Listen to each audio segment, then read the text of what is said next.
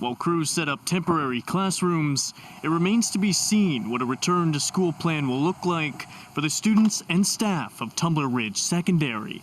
But the Premier has already promised it will not look like a return to the scene of last Tuesday's shooting.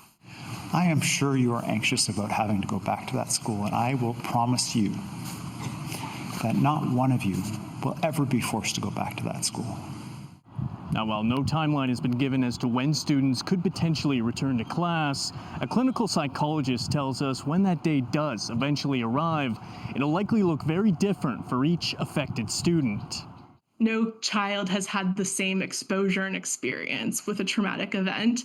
Therefore, we can't necessarily give the same recommendation about a return for each one, because even their own personal life experience before this happened is unique. Proof that individual reactions may be different, student Maddie Mansky says she wants to return.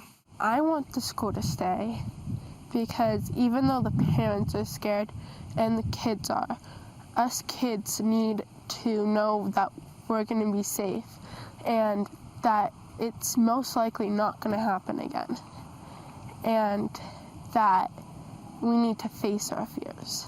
Dr. Caitlin Campbell is a clinical psychologist specializing in youth trauma and school violence. She says in the aftermath of tragedies like Tumbler Ridge, parents often feel the need to assure their children that everything will be okay. While well-meaning, Campbell says it's better to be honest and forthcoming when discussing their safety concerns. Because that is what is going to help them feel calm. It's like sort of imagining a captain of a ship, and if there's something going wrong, those kids, if you imagine the kids, they want to see the captain of the ship is calm. Okay, I can be calm. But most importantly, Campbell says it's crucial to remind students that despite the horrors of this past week, there is a community that loves them and is there to support them.